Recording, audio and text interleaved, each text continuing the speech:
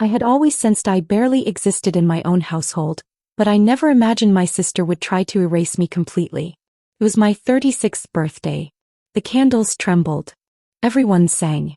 And just as I leaned in to make a wish, Amanda seized the cake with both hands and drove it into my face hard enough to whip my head backward. I heard the crack before the pain arrived. My head striking the edge of the table behind me. Then heat flooding my scalp. Blood blending with vanilla icing. The room tilting. Through hazy vision I saw my sister standing over me. And for one brief second before she twisted her face into fake concern, I saw something that turned my stomach to ice. He was smiling. "It was just a joke," my mother said. "Stop being so dramatic." But the next morning when the ER doctor reviewed my x-ray, his face drained of color. He didn't speak to me at all. He simply lifted the phone and called the police. What he saw on that image would uncover a truth my family had concealed for 30 years. Have you ever realized that the people meant to protect you were the ones hurting you the whole time? My name is Rachel Miller. I'm 36 years old, a financial analyst who spent 10 years building a career and saving every dollar to buy my own home without relying on anyone. I believed independence meant freedom. But that night, lying in my bed with dried blood still tangled in my hair, I understood I'd been trapped inside my own family my entire life. The headache refused to fade. Every heartbeat sent a sharp wave through my skull, radiating from the spot where I'd hit the table. I should have gone to the emergency room immediately, but something stopped me. Maybe it was the same instinct that had kept me silent for 36 years. The deeply rooted belief that my pain was never important enough to cause a scene. I was raised with that lesson. My biological father left when I was 5 and no one ever explained why. One day he was there. The next he became a ghost we were forbidden to mention. Mom remarried Mark 2 years later. Mark was gentle in a passive way, a man who had learned long ago that disagreeing with my mother meant days of cold silence. I learned that lesson young as well. In our family, staying quiet meant keeping the peace. Speaking up meant consequences. And then there was Amanda. My younger sister, only 18 months younger, though you'd think she was the eldest by the way the family revolved around her, had always been the center everyone circled. Mom had financially backed her through 3 failed business ventures without a single critical word. Amanda was praised for achievements that would have been overlooked if they were mine. She was defended regardless of what she did or said. I watched my mother's eyes light up every time Amanda entered a room. I watched those same eyes dull slightly when I walked in. It had always been this way. I stopped questioning it years ago. Some children are simply loved more. I told myself that was just how families worked. As I lay there in the darkness, my thoughts drifted to Aunt Margaret, Mom's younger sister.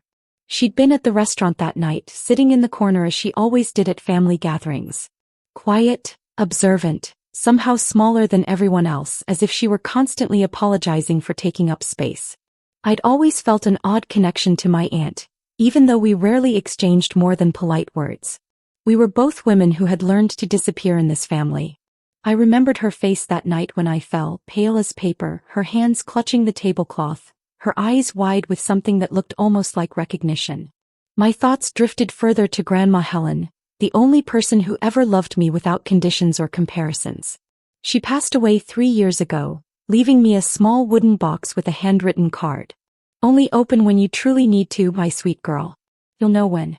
I'd never opened it, assuming it held old jewelry or faded photographs.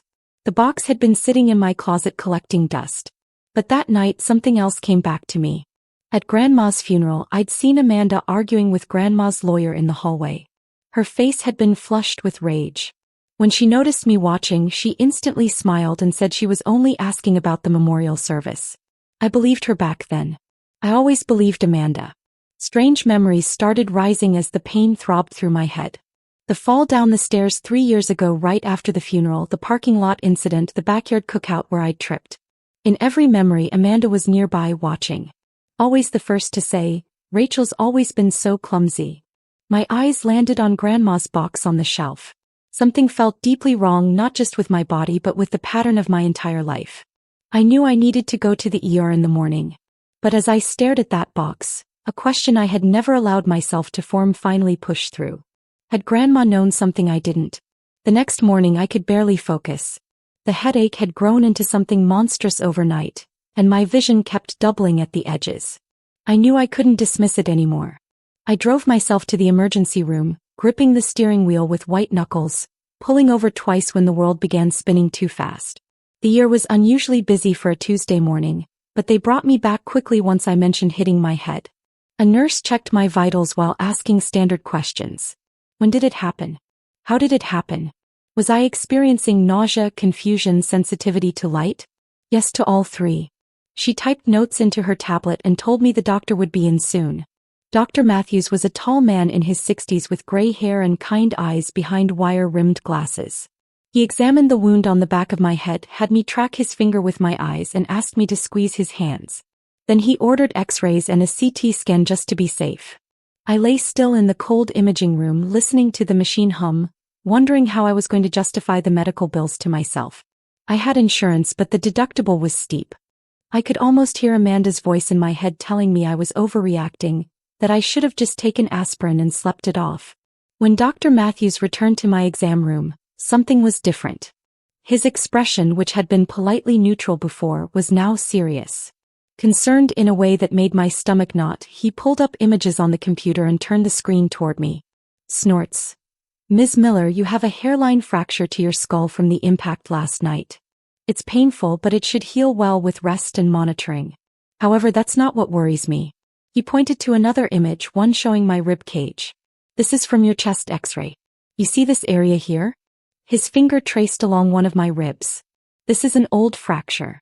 It healed improperly without medical care. Based on the calcification, I'd estimate this injury is about 3 years old. 3 years ago, the staircase fall right after Grandma's funeral. I remembered the weeks of pain that followed, how it hurt to breathe deeply, to laugh, or even turn over in bed. Amanda had been so attentive then. She'd brought ice packs and heating pads, insisted on cooking soup, told me I just needed rest. It's just a bad bruise, she'd said. You don't need to waste money seeing a doctor. You know how you always overreact to everything. I had believed her. I had always believed her. Miss Miller. Dr. Matthews was watching me closely. Did you know you had a broken rib?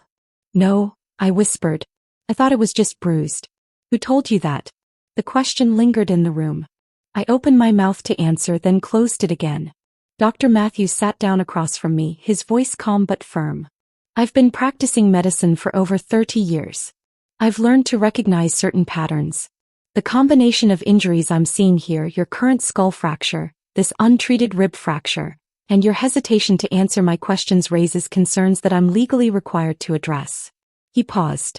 Under state law, when medical professionals observe injury patterns consistent with ongoing abuse, we're required to report it to the authorities.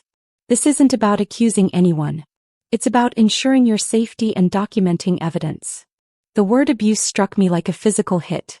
That's not what this is, I said automatically. My sister and I, it was an accident. She was joking around and I fell. And the rib fracture 3 years ago, I fell down the stairs. Was anyone with you when you fell? Amanda had been right behind me. She'd been the one to help me up, to tell me I needed to be more careful, to suggest I shouldn't mention it to anyone because people would think I was clumsy. I said nothing. Dr. Matthews nodded slowly as if my silence answered for me. I've already made the call, Ms. Miller. A detective will be here shortly. I want you to know you're safe here, and whatever you choose to tell them is up to you. Detective Morrison arrived within the hour. She was a composed woman in her early 50s with short gray hair and steady brown eyes that seemed to notice everything without judging. She pulled a chair close to my bed, introduced herself, and opened a small notebook. Her questions were precise and deliberate. Who was at the birthday dinner? Who suggested bringing out the cake at that exact moment? Who poured my wine? Who was there when I fell down the stairs 3 years ago? Who discouraged me from seeing a doctor afterward? Who was the first to say I was overreacting? Every answer led to the same person. Amanda poured my wine. Amanda pushed for the cake moment. Amanda was behind me on the stairs. Amanda brought ice packs instead of taking me to urgent care. Amanda told me I was being dramatic. But that didn't make sense. Amanda was difficult. Yes. Competitive. Sometimes cruel in the way siblings could be. But she wouldn't actually hurt me on purpose. She was my sister. Sisters didn't do that to each other, did they? I was still trying to understand what was happening when the door to my room flew open. Mom entered first, her face tight with barely contained anger. Mark followed her, looking uneasy and misplaced. And then Amanda, her eyes red, mascara streaking perfectly down her cheeks in practiced distress. "Oh my God, Rachel," Amanda sobbed, rushing to my bedside. "I've been so worried about you. I can't believe this is happening. I never meant to hurt you. It was just a joke. You know that, right? We've always played rough. Remember when we were kids?" Before I could answer, Mom stepped forward, placing herself between me and Detective Morrison. "I don't know what my daughter has told you," she said coolly, "but this is a family issue. Rachel has always been prone to exaggeration. She's been jealous of her sister since childhood. Whatever she claims happened, I can assure you it was an accident." "Mom," I began, but she cut me off. "Tell them, Rachel, tell them right now this was an accident and that you want to drop whatever ridiculous complaint you've made. Do you have any idea what you're doing to this family? To your sister's reputation? Amanda has a business to run. She has a life and you're trying to ruin it because you tripped and hit your head." Mark stood behind them both, his discomfort written all over him, but he said nothing. He had learned long ago never to challenge my mother. We all had. The familiar pattern of 36 years unfolded inside that sterile hospital room. Rachel is wrong. Rachel is dramatic. Rachel is jealous. Amanda is innocent, and anyone who questions that version becomes the problem. I watched Detective Morrison's gaze move from my mother to my sister to me. She was cataloging everything I could tell. Then a soft voice cut through the noise. "Sup?" Everyone turned. Aunt Margaret had stood up from a chair in the corner, one I hadn't even realized she was sitting in. Her face was drained of color, but her jaw was set with a resolve I had never seen before. Her hands shook, but her voice did not. "I've been silent for 30 years. I watched and said nothing because I was afraid. Afraid of my own sister. Afraid of being cut off from the only family I have. But I can't do it anymore. Not after last night. Not after seeing Rachel on the floor with blood on her face while everyone laughed." "Margaret," my mother snapped, her voice sharp as ice. "Don't you dare." But Margaret wasn't looking at her sister. She was looking straight at Detective Morrison. "I have information relevant to this case, things I've witnessed over the years, things I should have reported a long time ago." Then she turned to me, tears spilling down her lined face. "Your grandmother left you something important, Rachel. A box. You need to open it tonight." Helen knew. She saw what I saw, and she spent her final years gathering evidence because she knew no one would believe her. Snorts. Margaret squeezed my hand, her voice dropping to a whisper meant only for me. "What happened at your birthday wasn't an accident. It wasn't even the first time, and it won't be the last unless you stop it now. Open the box, Rachel. They'll have to believe documents. They'll have to believe proof." Margaret drove me home from the hospital that evening. The doctors released me with concussion care instructions, a prescription for pain medication, and strict orders to rest. But rest was the last thing on my mind. Margaret's words echoed the entire drive. "Open the box. They'll have to believe documents. They'll have to believe proof." My hands were trembling as I unlocked my front door. Margaret followed me inside, her presence an unfamiliar comfort. We had barely exchanged more than polite words for 30 years. Yet there she was, the only person in my family who had ever stood up for me. I led her to my bedroom closet where Grandma's box sat on the top shelf exactly where I'd placed it 3 years ago. The wood was coated in dust, the small brass latch dulled by time. I carried it to the kitchen table and sat down, Margaret taking the chair across from me. "Whatever is in there," Margaret said softly, "Helen wanted you to have it. She spent the last years of her life making sure you'd be protected." I lifted the lid with shaking fingers. Inside were 3 items that would shatter everything I thought I understood about my family and my life. The first was a legal document, several pages thick, stamped with an official seal and notarized signatures. I read the heading 3 times before it finally registered. Transfer on death deed dated 5 years ago. The paperwork showed that Grandma had legally transferred ownership of her beautiful Victorian house. The one I'd loved visiting as a child. The one filled with memories of baking cookies and bedtime stories. The transfer was already complete. It had taken effect automatically when Grandma passed away. No probate. No court proceedings. I had legally owned that house for 3 years without ever knowing it. "I don't understand," I whispered. "Why didn't anyone tell me?" Margaret's face was drawn. "Keep looking." The second item was an old photograph, faded with age. I recognized Grandma immediately, younger than I remembered, holding a small child tightly against her chest. The child was me, maybe 3 years old, with curly hair and an uncertain look. Grandma's arms were wrapped around me protectively, almost defensively. Behind us, barely visible at the edge of the frame, stood another child. Amanda, perhaps 2 years old. I brought the photograph closer, studying my sister's face. The expression there sent a chill through me. It wasn't sibling rivalry. It wasn't a childish pout. It was something darker, something that didn't belong on any child's face. Pure focused hatred. The third item was a letter written in Grandma's careful handwriting. I recognized the loops and curves from birthday cards and holiday notes. My throat tightened as I began to read. My sweet Rachel, if you're reading this, you finally needed to know. I've watched my daughter, your mother, fail you for 30 years. I've watched your sister hurt you while everyone looked away. I tried to tell your mother the truth many times. She refused to listen. She called me senile, dramatic, cruel. So I stopped speaking and started documenting. I can't change your mother. I can't fix your sister. But I can give you something. No one can take away this house and the truth. The house is already legally yours. It transferred to you automatically when I passed. But be very careful, Rachel. Amanda knows about this. She found out when I was dying and she was furious. I saw something in her eyes that day that frightened me. Watch your back, my darling. And know that I always saw you. I always loved you even when no one else did. I set the letter down, my vision blurring with tears. Margaret reached across the table and took my hand. There's more you need to know, Rachel, she said. Things I witnessed but was too afraid to tell you. Margaret explained what had happened 3 years ago when Grandma was in hospice care. Amanda had discovered the transfer on death deed while going through Grandma's papers, supposedly to help organize her affairs.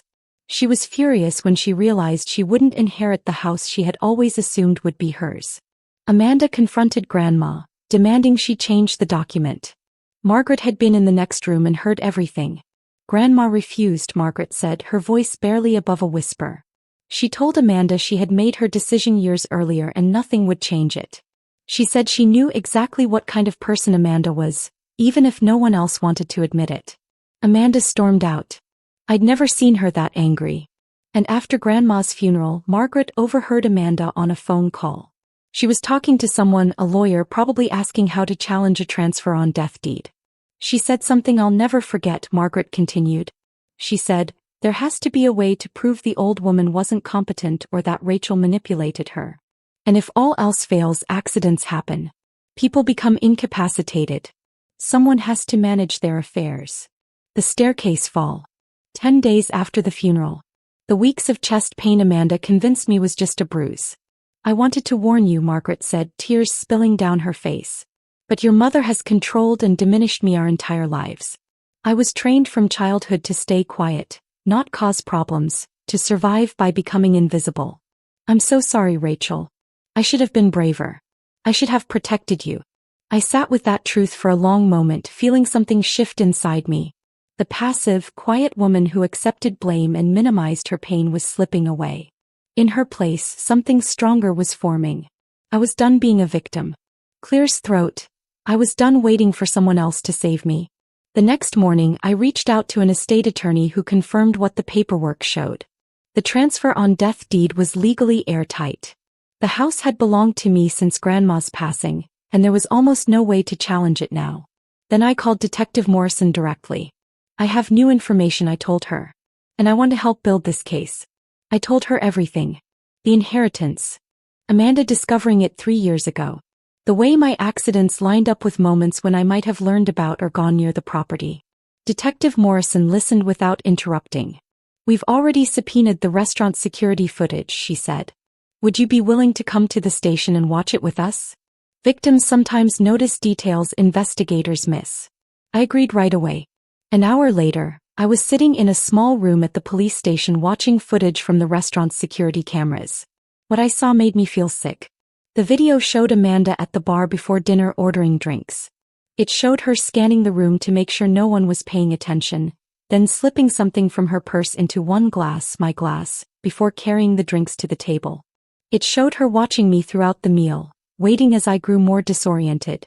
It showed the cake incident from an angle my family never saw. Amanda's deliberate grip, the careful aim, the force that was nothing like a harmless joke. And after I hit the floor and lay still, it showed Amanda crouching down as if to check on me. Then a small, satisfied smile crossed her face before she rearranged her expression into panic. But the most incriminating evidence came from Amanda's phone, obtained through a warrant. Forensic analysis recovered deleted files and search history spanning 3 years. How to contest transfer on death deed. Proving undue influence on elderly relatives. Signs of mental incapacity in adults. How to become legal guardian of adult sibling. Sedatives that are hard to detect. Most disturbing was a recovered notes file containing a timeline of every accident I'd experienced, complete with dates, methods, and outcomes. Amanda had titled it simply R. Detective Morrison set her tablet down and looked at me. There's something else. The notes file includes a section labeled Future. It contains 3 more planned incidents, each more severe than the last. Your birthday dinner was only phase 1. Phase 2 was scheduled for next month. She paused. The goal wasn't to kill you, Ms. Miller.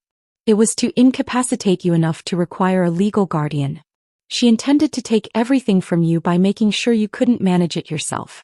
The weight of her words hung heavy in the room. 3 more planned incidents. Phase 2 set for next month. My own sister had been planning to dismantle my life piece by piece.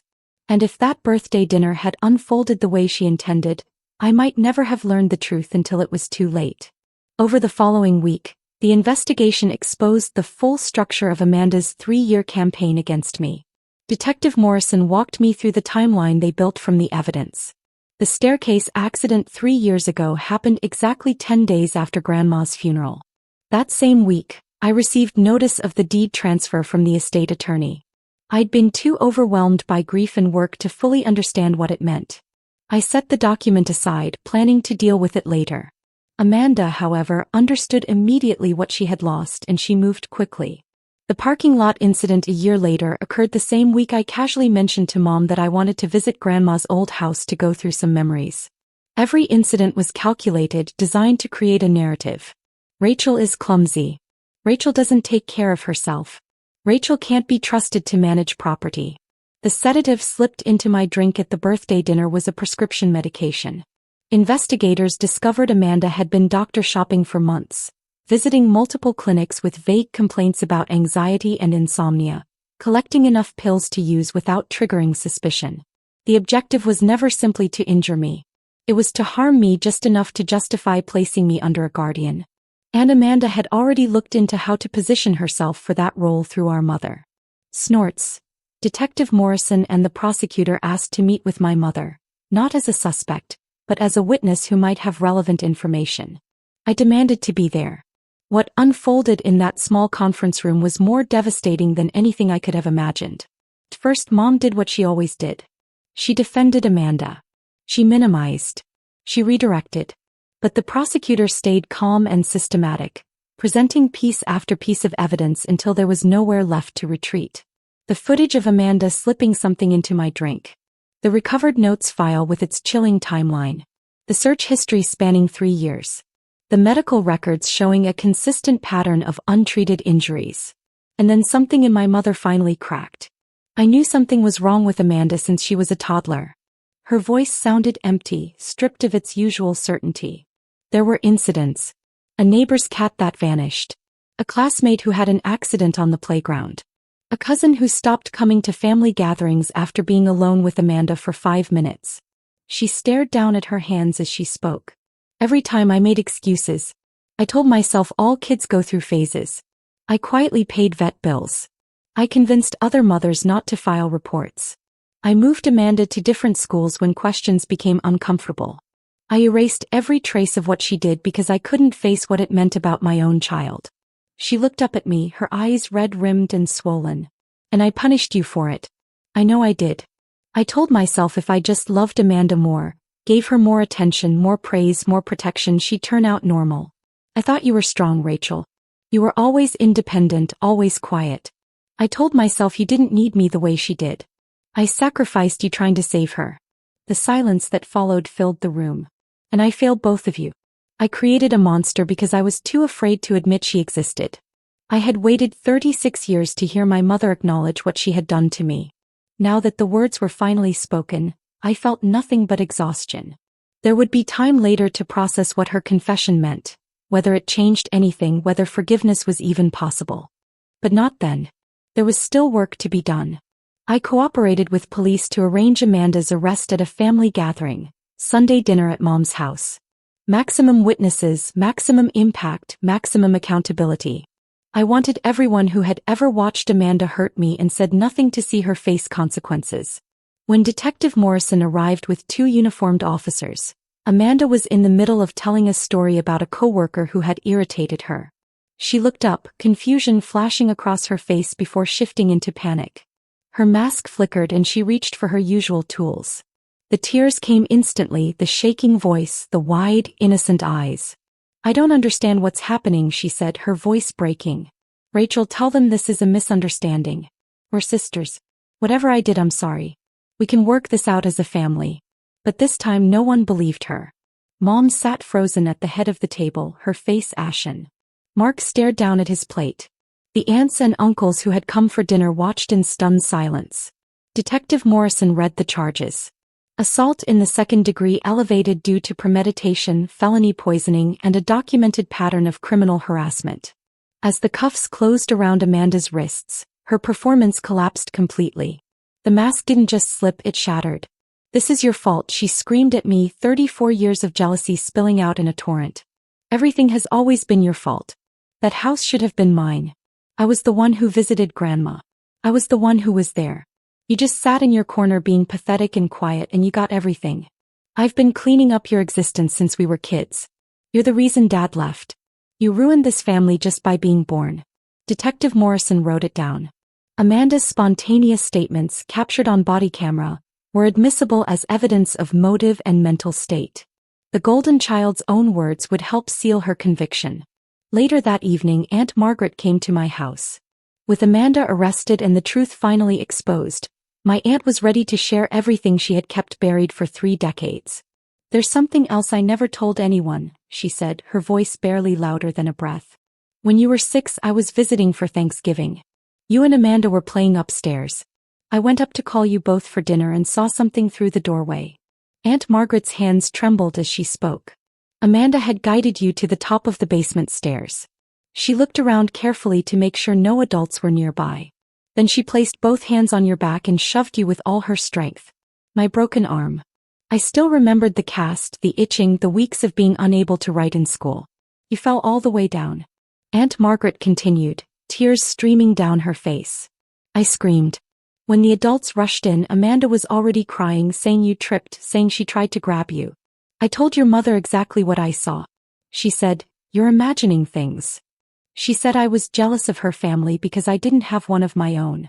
She told me if I ever repeated that lie, I'd never see any of you again." Aunt Margaret wiped her eyes. "So I stayed silent.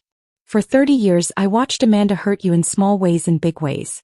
And I said nothing because I was afraid of my own sister. I lied to myself so I could live with my cowardice. Rachel, I'm so sorry. I should have protected you." After Aunt Margaret left, I drove to Grandma's house, my house now. I walked through the empty rooms in the dark, touching the walls Grandma once touched, sitting in the chair where she used to read to me. While cleaning out her old writing desk, I found a hidden compartment behind a drawer. Inside was one last envelope, yellowed and sealed with wax. It was addressed to my mother in Grandma's handwriting. The postmark was from 31 years ago. It had never been opened. Stamped across the front in faded red ink were the words, "Return to sender. Refused." I held the envelope up to the light. Through the thin paper I could make out the first line of the letter inside. "I need to tell you what really happened the day Michael left and why he was actually running from Amanda, not Rachel." My hands shook as I carefully broke the old wax seal and unfolded the yellowed pages inside. Grandma's handwriting filled 3 pages. I read slowly, each sentence landing like a stone dropped into still water. Snorts. "My dear daughter, I'm writing this because you refuse to let me speak. Every time I try to tell you what truly happened, you hang up the phone or walk away. So I am putting it in writing. I know you've spent years blaming Rachel for driving Michael away. I've heard you say everything was fine until Rachel was born, that she was a difficult baby who pushed your husband to leave. I've watched you punish that innocent child for a crime she never committed. Here's the truth. Michael left because of Amanda. When Rachel was 6 months old, Michael came home early and went upstairs to check on the children. He found Amanda, barely 2 years old, standing inside Rachel's crib. She had a pillow pressed against Rachel's face. The baby was turning blue. Michael pulled Amanda away just in time. He told you that very night. He begged you to get Amanda evaluated. You said he was being ridiculous, that toddlers don't understand what they're doing. For the next 4 years, Michael watched and worried. He pleaded with you to get help. You refused. When Rachel was 5, Michael finally couldn't take it anymore. He told me, "I can't save Rachel if her own mother won't see the danger." He was a coward for leaving. But Amanda was the reason he ran. Not Rachel. Never. Wait. You punished the wrong daughter for 31 years. I read the letter 3 times. Then I drove to my mother's house and placed it on the kitchen table without a word. Mom picked it up. I watched her face move through denial, recognition, and finally devastating acceptance. When she finished, she looked like she'd aged 10 years in minutes. "I remember this letter," she whispered. "I remember refusing it. I told myself Michael was trying to destroy my family out of spite." She looked up at me with hollow eyes. "I blamed you every day. I blamed you for your father leaving. I made you invisible because looking at you reminded me of him walking out." And the whole time she couldn't finish. "I didn't help her. You had 31 years to open that letter. I said you chose the lie because the lie was easier, and I paid for it every single day of my life." Mom asked what she could do to make it right. My answer was steady. You can't make it right. 31 years of damage doesn't disappear with one apology. But if you truly want to change, start with therapy. Real therapy. Alone. For at least a year. Work on understanding how you used me as a scapegoat. How you enabled a predator because you couldn't face the truth. She nodded, tears streaming. "Don't contact me until your therapist says you've made real progress. And even then, I might not be ready. I decide the timeline now." I stood to leave. "I'm choosing not to carry your guilt for you." 2 months after her arrest, Amanda's case concluded. Her defense attorney pushed for a minimal sentence, arguing first-time offender status, but the premeditation documented in her own notes, combined with video evidence and the established pattern of abuse, made leniency impossible. The judge sentenced her to 4 years of probation, 9 months of home confinement with electronic monitoring, mandatory psychiatric treatment for 2 years, full restitution of my medical expenses, and a 10-year restraining order. She could not contact me, come within 1,000 feet of me, or approach Grandma Helen's house. The judge's closing statement was blunt. "Ms. Miller, the evidence reveals calculated predatory behavior toward your sister spanning years. The only reason you are not facing prison is the absence of permanent physical injury. The psychiatric evaluation is not optional. Comply fully or serve the remainder incarcerated." The social fallout was just as severe. Amanda's employer terminated her once the arrest became public. Her friends vanished when details of the case file leaked. She was forced to move back in with her parents, who now looked at her with fear instead of pride. The house she schemed for 3 years to take was legally protected from her forever. 14 months after the birthday that changed everything, I stood in the renovated front room of Grandma Helen's Victorian house. The wallpaper was new. The floors were refinished.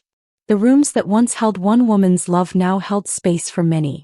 The sign outside read Margaret's House, a resource center for survivors of family abuse, named for the aunt who finally found the courage to speak the truth. Margaret volunteered there twice a week, helping other women reclaim their voices. She was in therapy herself, now working through decades of being silenced. Supporting others as they spoke up had become part of her own healing. Women came to Margaret's house to find safety, legal resources, and something I hadn't had until recently, someone who believed them, someone who understood that family can be the most dangerous place of all. 16 months after that birthday, a car pulled up outside. I watched from the window as my mother stepped out carrying a cardboard box. She walked slowly up the path and rang the bell. I opened the door but didn't invite her in.